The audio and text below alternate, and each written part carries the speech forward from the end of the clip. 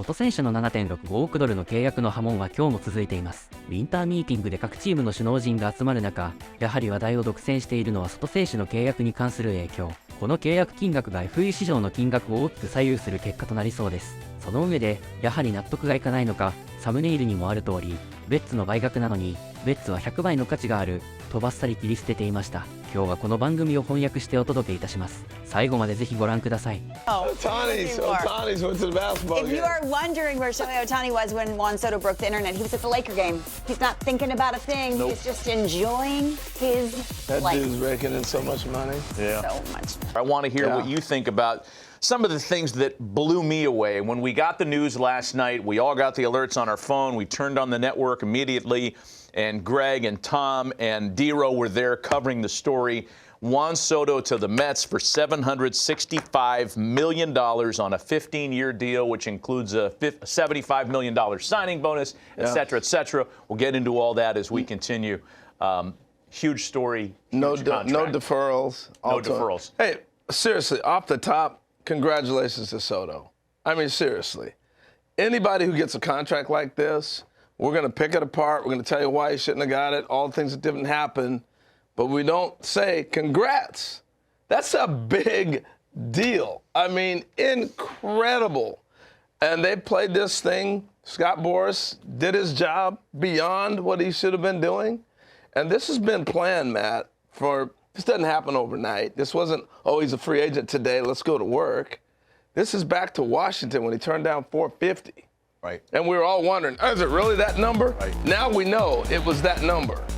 And so then he gets traded. He goes to San Diego, gets traded to the Yankees. He's played on one-year deals knowing he was going to get this deal.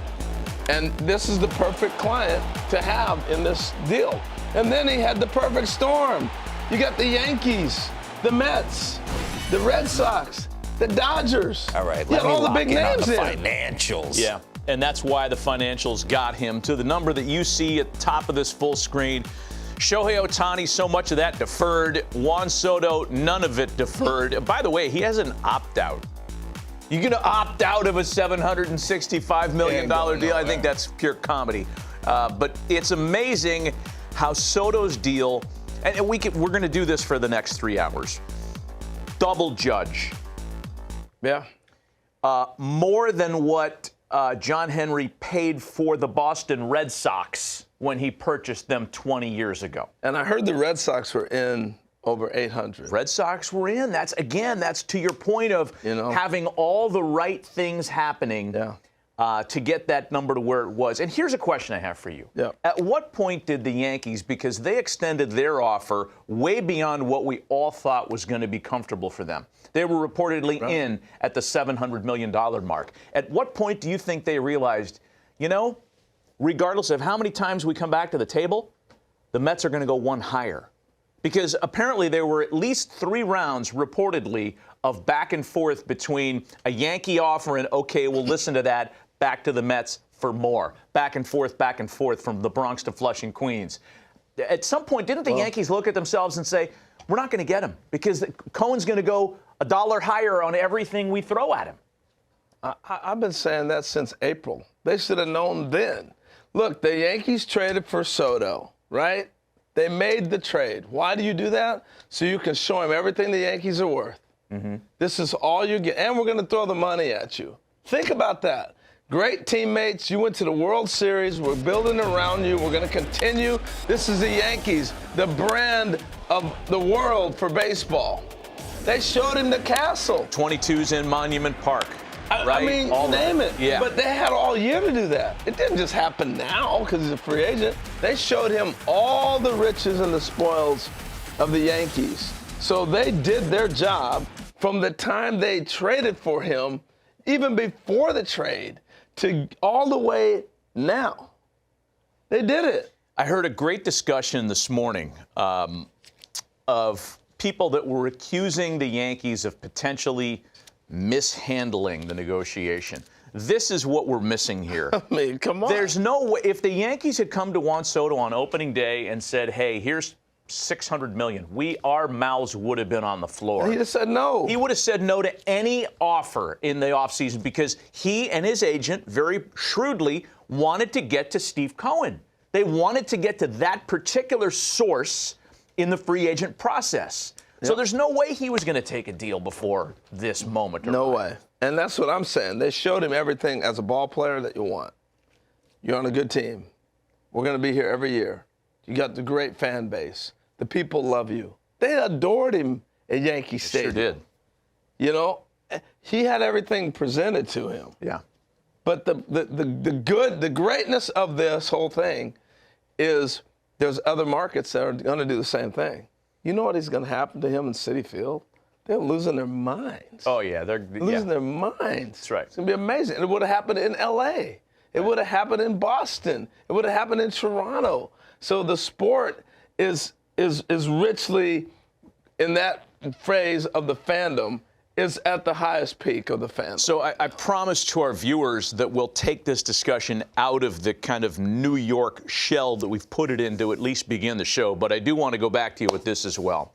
Because now the price of poker has gone up on every other free agent on the market. On I don't both believe sides. that. I do. I think so. Now the race for Corbin Burns. Oh, yeah, in that sense. I mean, financially, it didn't all of a sudden go, Corbin Burns was going to get 150, now he gets 300. Oh, I think it did. Oh, you do? Huh? I think it did because now everybody starts bidding? Because now the Yankees and Mets are in on the same guys. The Yankees and Mets now need the same exact thing. Prior to this, they both needed Juan Soto. Now they both need starting pitching. So for Max Fried, for Corbin Burns, for Anthony Santander, there is a new race to the bat rack for Alex Bregman. Now there are people saying, well, what do the Yankees do now? They better pivot. They better get Alex Bregman. The price just went up on everybody. And it's interesting to see what happens with Burns specifically. And is Fried a Boras guy too? No. Okay, so Burns specifically, who is a Boras guy. Yeah. Because you know how this goes, right? Scott's had all the relationships. He's got the relationships. He calls Steve Cohen and says, hey, look, we just did a historic deal for one of my clients. Don't think that over this last month and a half, he hasn't had those conversations. Exactly to my benefit point. His other guys already. So he's now got a leg up. You've already done the deal with one guy. So now are the Mets favorites to land Burns now as well? Because the finances are limitless. But the Yankees need him just as much. But here's what Scott does. He plays the jigsaw puzzle because he's got more than Burns and Soto. He's got 10 other players, right? So he's sitting there figuring out fits. Okay, the Red Sox, they were up at 800. I know they need this guy.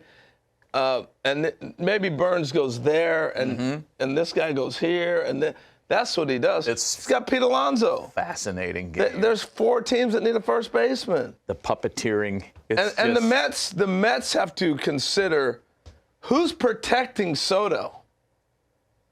Who's protecting him? You got to bring a bat back. You're going to give up Pete Alonso, who's going to set all your records and is used to driving in 3-run homers? What are the Yankees going to do? They need Pete Alonso. No.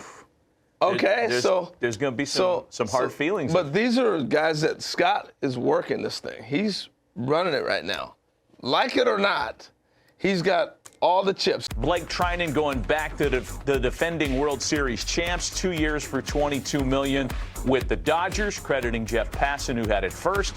Mark Feinsand had this. Michael Conforto, 1 year, $17 million from the Dodgers. That has interesting results. And then Mark Feinsand saying this. Conforto signing does not take the Dodgers out on Teoscar Hernandez, per sources. Welcome back inside, reacting to all that. And what we thought was kind of a reunion that was a slam dunk, and that was Teoscar Hernandez going back to L.A. The Red Sox are still involved in this. I would say this, that for Teoscar Hernandez, certainly for Anthony Santander, the price did nothing but go up with the Soto news of last night.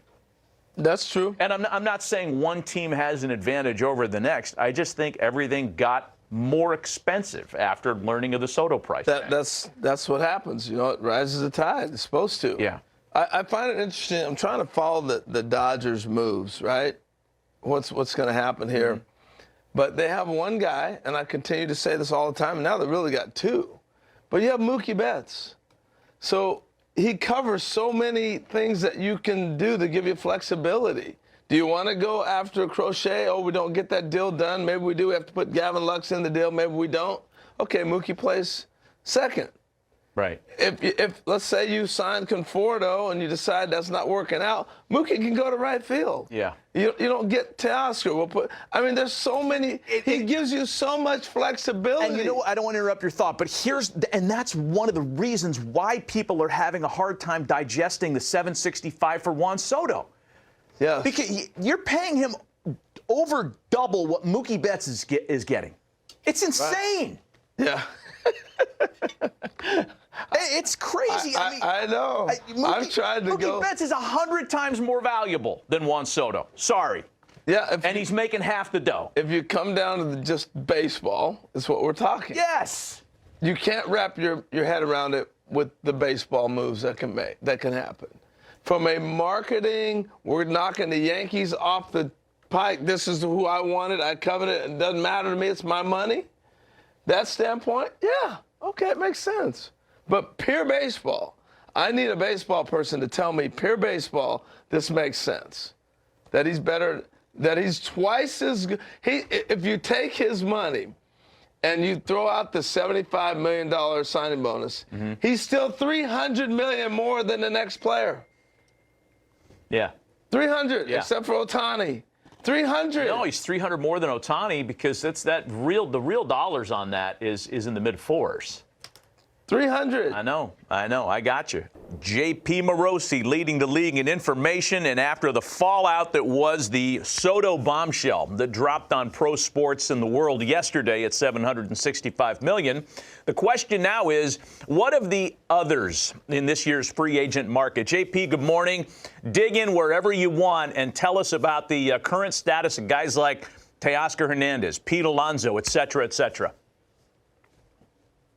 Matt and Harold, good morning indeed. The industry is still making sense of all that unfolded last night. Let's begin with Teoscar Hernandez. As you mentioned, Pete Abraham of the Boston Globe reported yesterday, and I think this is true, that the two teams to watch with Teoscar, the Dodgers and the Red Sox. The Dodgers, of course, we saw what a great fit Teoscar was in that organization and in that lineup all season long as the Dodgers won the World Series, and Teoscar played a starring role throughout the month of October.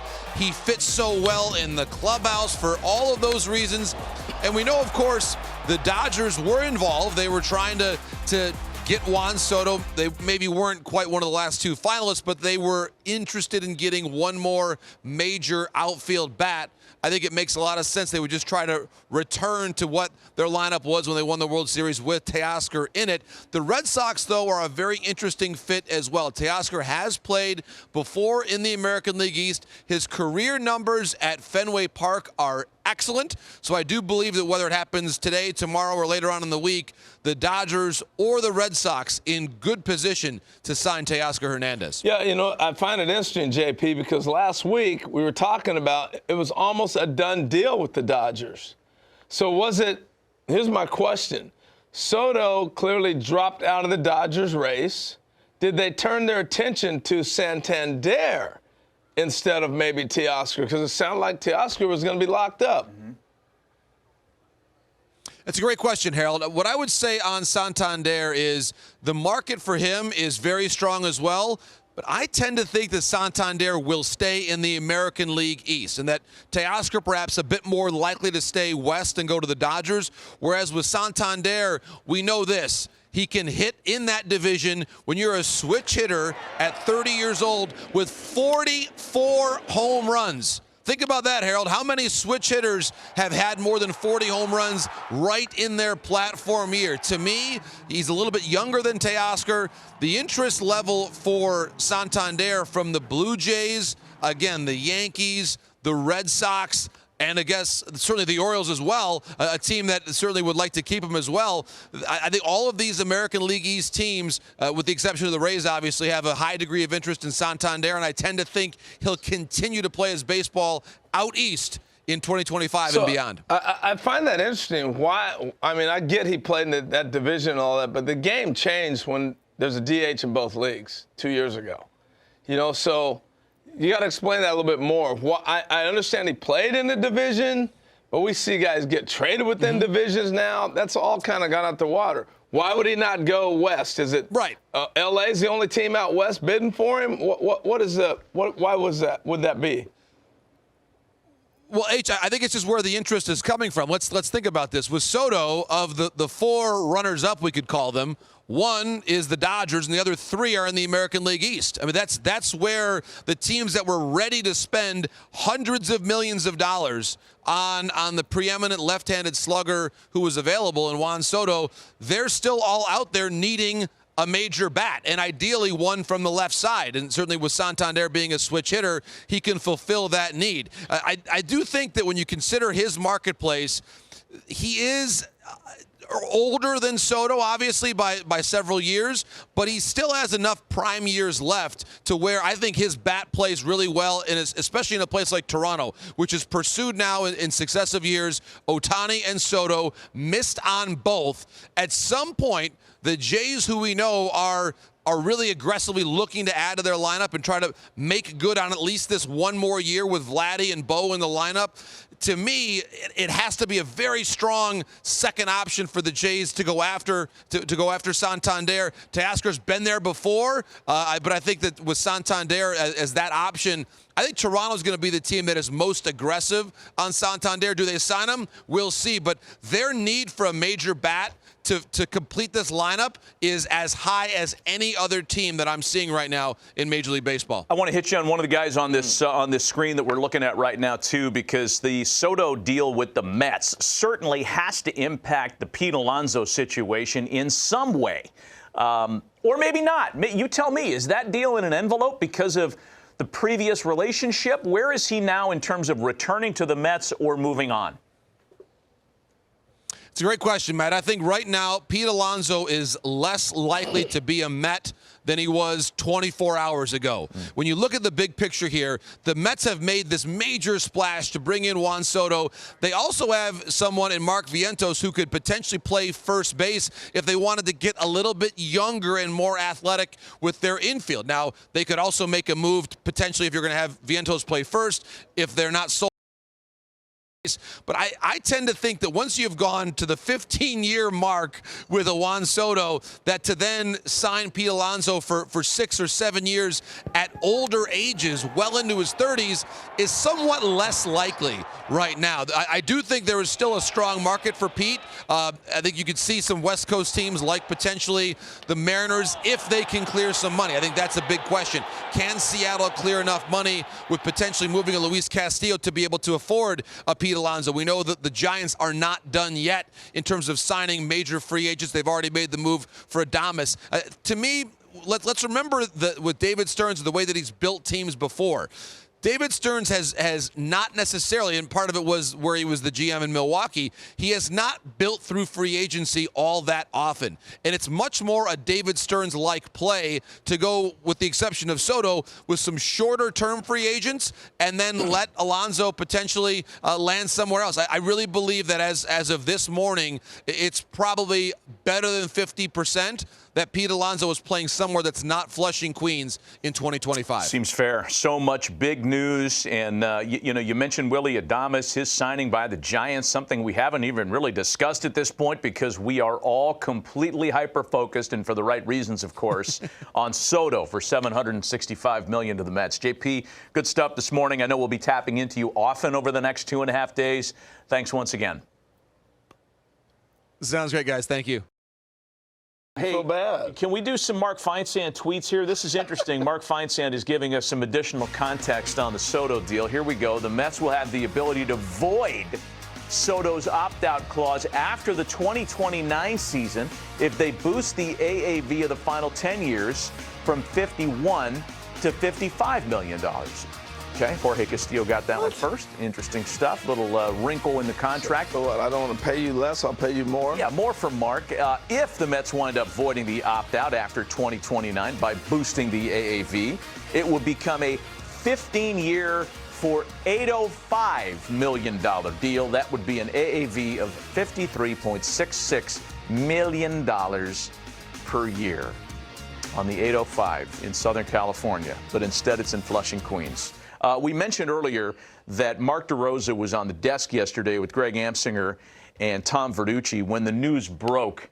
And I thought that, you know, D-Row made an interesting observation when you talk about Soto's money in comparison to what Shohei Ohtani's money was and why. Let's listen to that.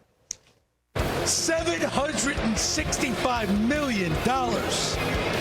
Mark DeRosa, how do you wrap your brain around it? He just changed the game. For every player that will come after him, will to aspire to beat him. Last year, Tom, I thought Shohei Ohtani was an outlier because he could do both. He just got $65 million more to hit. Interesting take, because I think what D-Row was getting at is that we all looked at the Shohei deal as Mark said, an outlier. You've got a guy that pitches and hits at an elite level. You get a guy that's just as popular on his native continent as he is here. He's a global force for selling merch and tuning in eyeballs. Agree. Juan Soto is not that, yet Soto got more money. So what D-Row said in terms of changing the game forever is spot on, and it's among the reasons why our mouths are agape over this contract. I hear you. I agree, but I still think it's an outlier. He's 26. If you have another 26-year-old comes along, you'll get $700 million. If you do what he's done to this point, I just don't see it. Because A-Rod's contract was $250. Albert Pujols came along 10 years later and got $250, and they were outliers. You know, the reason Soto jumped, Ohtani jumped everybody in the world was because he can pitch. Now, Soto has set a new bar for the 26-year-old who's been 19. Maybe Bobby Witt could have got that number if he waited out. We'll see what happens with Gunnar Henderson, but I don't think everybody else comes along and now it's changed the sport. I just don't see that. I do, because as D-Row said, and I'm reading between the lines here a little bit, so I hope I'm not taking a sentiment that he intended on and changing it, but I think what he was saying there was Soto hits. Yeah, oh, yeah. He hits at an elite level. He's one of the greatest hitters in the sport. He's going to be in the Hall of Fame. The other guys I even mentioned do more than just hit. Right. He is not as complete a player as Bobby Witt. He's not Shohei Ohtani, yet he's still got the richest deal in pro sports history. Yeah. So how does that not change the landscape for everybody else? I think it does. I see what you're saying. But it's, gosh, it's just, again, like... It's staggering to think, because I want to throw a board. I was thinking about this. I was like, looking back through baseball history. You had to be 19 when you broke in the big leagues to get what he got to. That's why Harper, Machado, and those big contracts and A-Rod get there. And so I started thinking, who else would have fit in this category? I got to go Robin Yount. I got to go guys that were 19, like Griffey and Yount and Mantle. I mean, these are the three guys, when they broke in, look at their numbers with Soto, and do they get to that point? It's a good board. You know? Yeah, it's really good. So, I don't have Griffey on that board, but Griffey's on that board. You know, no doubt, because I played with Ken at 19 years old. But here's the, if anything changed in the sport, Matt, I will say this. It's a wake-up call. I've been saying this from the draft for 10 years. Teams are playing, you're not going to get the big contract if you don't sign out of high school. If you sign out of college, and they're pushing everybody to college, and I get it, but if you sign at 21, 22, you're not a free agent at 26. Yeah. If you sign out of high school and you're that first pick, you're going to be a free agent at 26, 27, right. Especially now with guys getting to the big leagues earlier. Harper, Machado, Adrian Beltre. Look at Adley Rutschman. He's not getting this contract. Adley Rutschman was 1-1. But he came out of college, and he's just now getting to go to arbitration. Mm-hmm. He's 26. He's 27. By the time he's a free agent, he's going to be in his 30s. He's going to be 30, 31. He's not getting the money at that rate. So that, to me, is the biggest eye-opener of it all. Maybe people are catching on now that you're not going to get that big $300 million contract unless you sign out of high school. It's all true. All true fact. Fact, as the kids say. Age is the key to this deal. Man. feel like we could just keep going here. Let's welcome in Anthony DiComo, bringing in some new information, joining us from the winter meetings in Dallas. Anthony not only covers the Mets for SNY, covers the Mets for MLB.com and the league in general. We appreciate the time this morning, Anthony. You were telling us in a break how you had learned of this news just as you had sat down for a nice, healthy repast and to enjoy the rest of your evening. And now that we're all kind of digesting this deal, I want to ask you about the Mets' perspective here and what might be next for them. Is it fair to say that there really is no limit on the spending given the dollars attached to Soto's contract? Yeah, I don't think you spend $765 million on Juan Soto to then go and say, all right, we're done, we're good. No, this is a Mets team, and specifically a Mets ownership with Steve Cohen, that wants to win at literally any cost. So you look at what they did with Juan Soto, this is still, even with him, not a complete team. They need pitching. That is priority number one. They brought Frankie Montas in. They brought Clay Holmes in. They plan to make him a starter. But they still need more for the rotation. They definitely need more for the bullpen as well. And you can certainly look at this lineup and say, okay, well, what if we bring back Pete Alonso as well? This is all kind of chump change compared to what they just gave Juan Soto. So the Mets are far from done. There's still a lot of work to happen. You might see some of it this week at the winter meetings, but between now and the start of spring training, the Mets are going to continue to add. That is part of why Juan Soto signed with the Mets. He believed in their vision that they were going to try to win, and that means spend. Well, Anthony, I think it's interesting, too, on the timeline. I don't think the Mets have till spring training. There's too many teams active now, and that's why you had to get Soto off the board. So I think they're going to be pretty active. So I want to ask you this, because David Stern's reputation has been, I'll be the reclamation, I'll put things together, this and that. Well, so was Andrew Friedman until he got to L.A. And now he's got a taste of the spoils to be able to spend some money to go do it.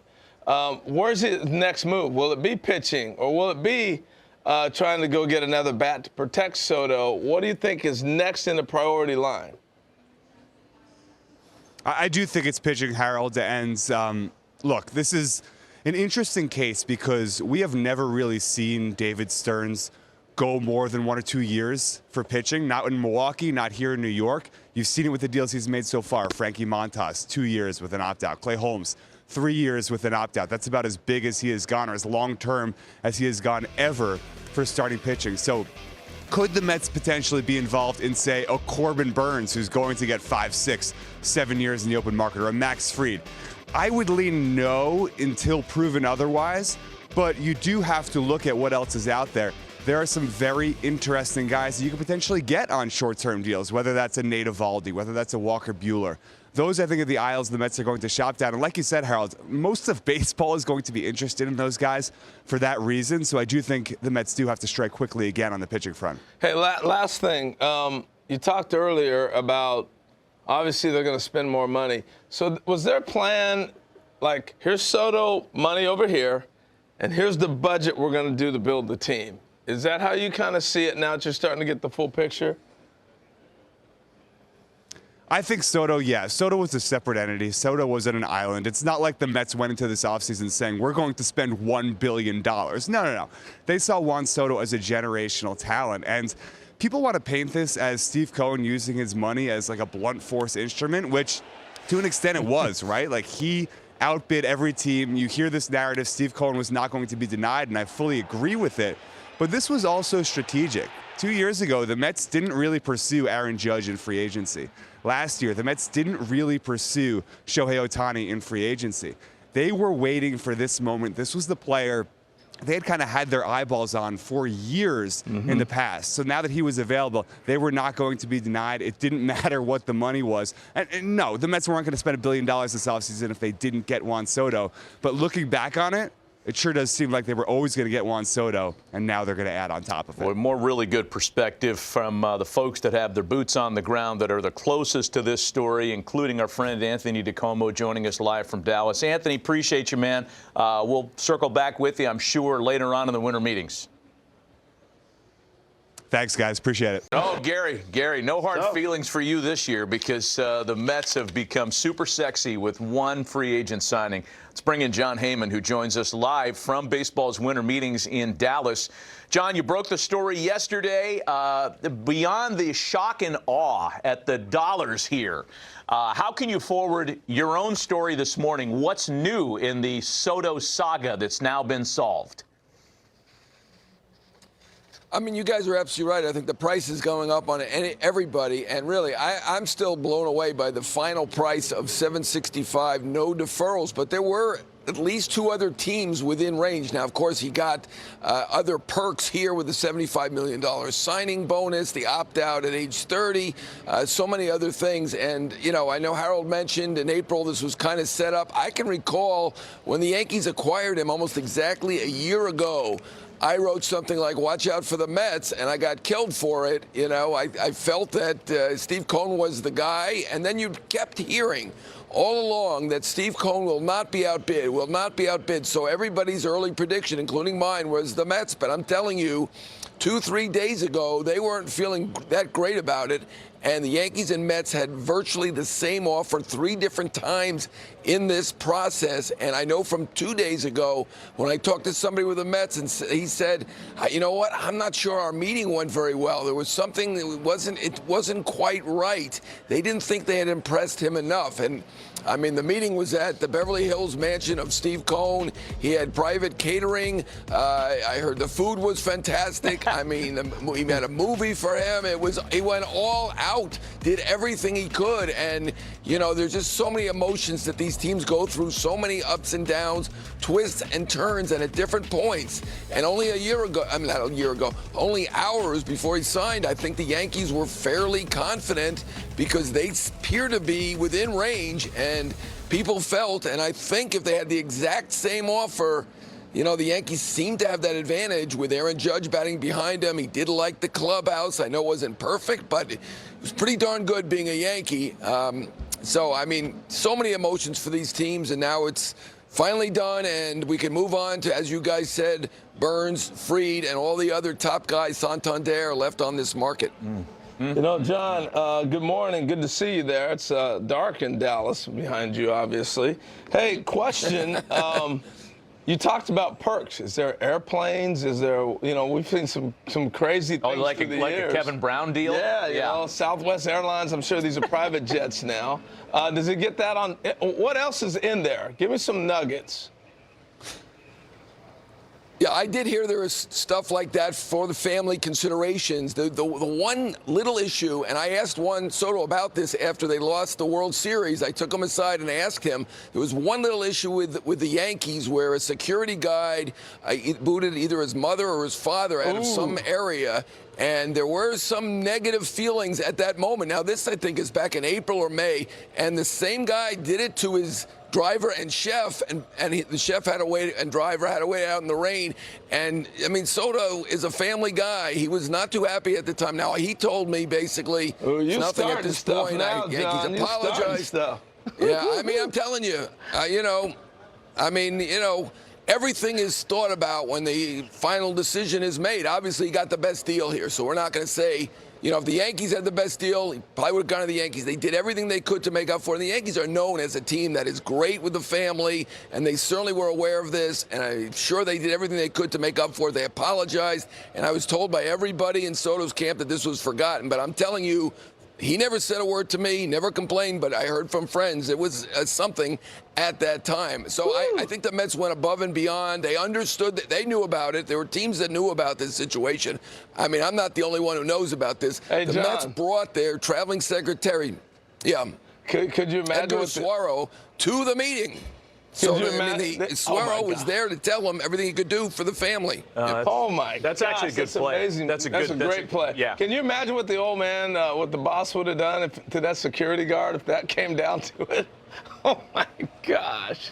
I mean, look, you know, I do admire Hal and the fact that he is very loyal to his people, and I get it, and people do make mistakes. There was an apology made, and the Yankees are famous for being so going out of the way and treating the families great. This was one moment in time or two moments, and I mean, they did everything they could.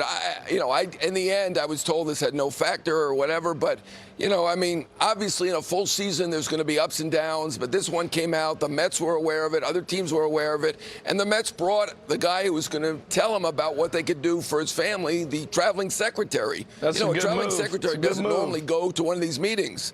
I mean, they did everything that they could. They really did. John, give me what you have on this, because I know it's less than 24 hours that we've had to digest this massive story that you broke last night.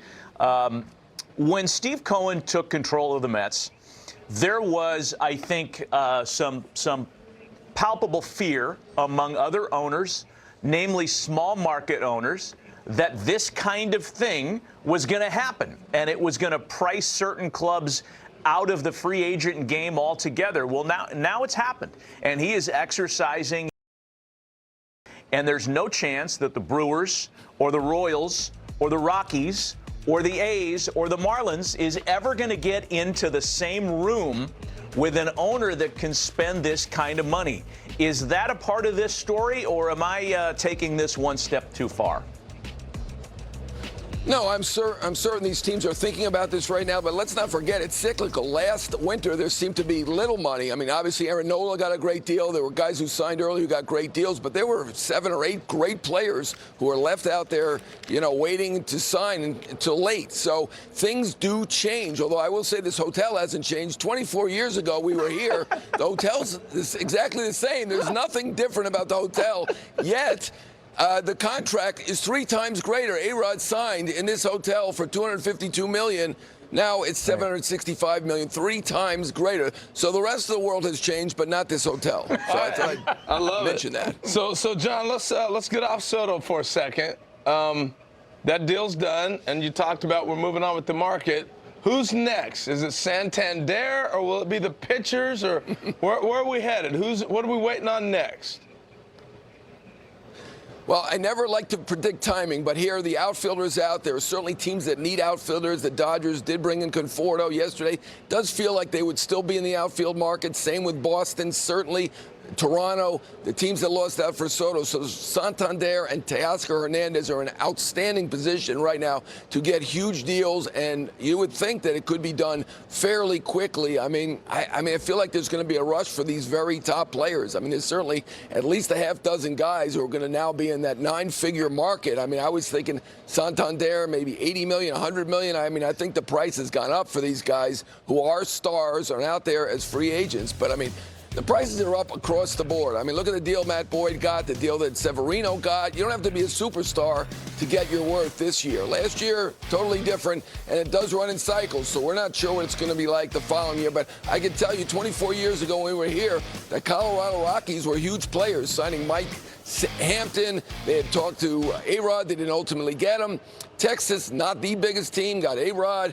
I mean, it was a little bit different, and I think it is cyclical, and I think these smaller market teams will make a comeback and will do some stuff at some point. But at this moment, it does feel like the big markets are in control. 5 huge market teams were in on Soto.